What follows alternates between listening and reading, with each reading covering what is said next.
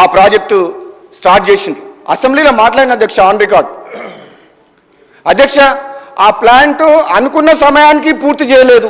నిర్ణయము తప్పుడు place, time limit 3 ఏళ్ళు అనుకున్నది, ఇప్పుడు 10 ఏళ్ళు అయిందా స్టార్ట్ చేసి, ఇప్పటి వరకు వినియోగంలోకి రాలేదు అధ్యక్ష. 24,000 కోట్ల రూపాయలు అనుకున్న ప్రాజెక్టు, 25,000 కోట్ల రూపాయలు అనుకున్న ప్రాజెక్టు కాస్టు 36,000 కోట్లకు పోయింది. 11,000 కోట్ల రూపాయలు ఆ ప్రాజెక్టు కాస్ట్ పెరిగిపోయింది డిలే అవ్వడం వల్ల.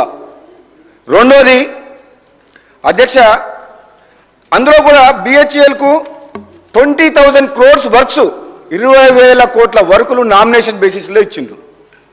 తద్వారా దాని దగ్గర సబ్ కాంట్రాక్టులు వాళ్ళ మనుషులే. మిగతా బ్యాలెన్స్ వర్క్స్ మొత్తము జెన్కో ద్వారా కూడా విచ్చలవిడిగా, దానికి లెక్క లేదు, పత్రం లేదు, కాంట్రాక్టర్లకు ఇష్టం వచ్చినట్టు ఇచ్చిండ్రు. అది మంత్రి గారు ఒప్పుకున్నా, మాజీ మంత్రి గారు ఒప్పుకోకున్నా, నాకు అర్థమైన విషయం చెప్తున్నా అధ్యక్ష, చాలా అంటే పారదర్శకత లోపించి ఒక ప్రాసెస్లో, కరెక్ట్ ప్రాసెస్లో మాత్రం టెండర్ ప్రక్రియ జరగలేదు. డబ్బులు పోయినాయి, అప్పుల పాలైంది, కరెంటు రాలేదు. మరి ఎవరు భరించాలి అధ్యక్ష? ఎందుకు అవసరం అధ్యక్ష? అది ఎంత లేటెస్ట్ టెక్నాలజీ వస్తుందంటే ఈ రోజులలో అధ్యక్ష, ఇప్పుడు కొత్తగా పవర్ గురించి ఆలోచించి, ఎనర్జీ గురించి ఆలోచిస్తున్న ఎవరు కూడా థర్మల్ వైపు మొగ్గు చూపిస్తలేరు. ముఖ్యంగా ఇంకో విషయం అధ్యక్ష, ఆ ప్లాంట్ పెట్టేటప్పుడు ఇంకో విషయం కూడా చెప్పిండ్రు. రాష్ట్ర పునర్విభజన చట్టంలో చాలా క్లియర్గా, యూపీఏ ప్రభుత్వంలో పునర్విభజన చట్టంలో ఉంది, రామగుండంలో 4,000 మెగావాట్ల పవర్ ప్లాంట్ ఏర్పాటు చేయాలని చెప్పి తెలంగాణ కోసం. అప్పటికి 1,600 మెగావాట్లు వచ్చిన తర్వాత మిగతా 2,400 మెగావాట్లు కూడా నిన్న కూడా కిషన్ రెడ్డి గారు మాట్లాడి ఈరోజు పేపర్లో చదివినా, అసలు మీకు కావాలన్నా ఇప్పటికి 4 సార్లు లేఖ రాసిండ్రు ఎన్టీపీసీ స్టేట్ గవర్నమెంట్కు. ఏమని? ఆ 2,400 పవర్ మెగావాట్స్ మీకు కావాలన్నా వద్దా, మేము ఇతర రాష్ట్రాలకు ఇవ్వాలన్నా అని. దానికి ఆన్సర్ చేయలే. యాక్చువల్గానైతే వాళ్ళు ఎన్టీపీసీ అప్పు తెచ్చుకొని, వాళ్ళు ఖర్చు పెట్టి, వాళ్ళు డబ్బు తెచ్చుకొని కట్టి 2,400 మెగావాట్స్ మనకి ఇస్తామంటే వద్దని యాదాద్రి పవర్ ప్లాంట్ అప్పు తీసుకొచ్చి కట్టిండ్రు, కానీ స్టార్ట్ కాలేదు.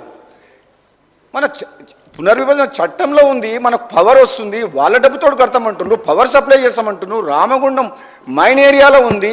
ఇంత కష్టపడి ఇక్కడ యాదాద్రిలో కట్టాల్సిన అవసరం ఏముంది అధ్యక్ష? కొన్ని వేల కోట్లు ప్రజాధనము వృధాగా ప్రజల సొమ్ము పోయి వినియోగదారుల మీద, మన విద్యుత్ సంస్థలని నష్టాలు పోయి డోల్ డ్రమ్స్లో పడిపోతుంటే మాకు బాధ అనిపించదు అధ్యక్ష? చెప్పడం ధర్మం కాదు అధ్యక్ష. మీ ద్వారా తెలంగాణ ప్రజలు కూడా ఒకసారి ఆలోచించాలి.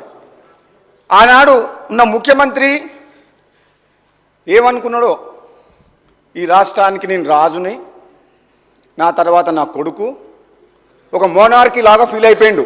ఎవరు మాట్లాడేది లేదు, నా నిర్ణయం ఫైనల్, మేము ఎవరి మీద డిపెండ్ కాము, మేము భారతదేశంలో అంతర్భాగం కాదు, ఇది తెలంగాణ రాజ్యానికి నేను రాజును అనే ఫీలింగ్లో నిర్ణయాలు తీసుకుండు. నిజంగానే అధ్యక్ష, ఈ నిర్ణయం అయితే, ఈ యాదాద్రి పవర్ ప్లాంట్ నిర్ణయం, కాళేశ్వరం ప్రాజెక్టు నిజం మాత్రం 100% ఆయన ఆలోచన ప్రకారం నడిచింది తప్పితే, ఆయన లేకుంటే ఈరోజు సభలో వేరే వాళ్ళు మాట్లాడతామంటే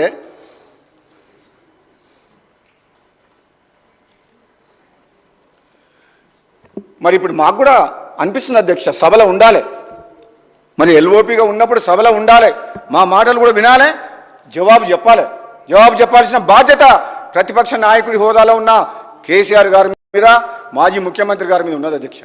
ఆయన తెలంగాణ ఉద్యమం ఉన్నప్పుడు మేము పార్టీలు వేరైనా, ఆనాడు పార్లమెంట్ సభ్యులుగా మేము అందరం కలిసి పార్లమెంట్ సభ్యులుగా తెలంగాణ కోసం కొట్లాడి ఆయన డైరెక్షన్లో కూడా పనిచేసాం అధ్యక్ష. తెలంగాణ రాష్ట్రం కోసం, తెలంగాణ ఉద్యమం కోసం కొట్లాడుతుందని చెప్పి అంత గౌరవం ఉండే. కానీ తెలంగాణ రాష్ట్రం ఇచ్చిన కాంగ్రెస్ పార్టీని కాదని తెలంగాణ ప్రజలు కేసీఆర్కి అధికారం కట్టబెట్టినా బాధపడలే అధ్యక్ష. కానీ ఈ 10 ఏళ్ల పాలనలో ఒక అహంకారపూరితంగా నిర్ణయాలు తీసుకొని, బాధ్యతారహితంగా నిర్ణయాలు తీసుకోవడం వల్ల రాష్ట్రం అప్పుల పాలై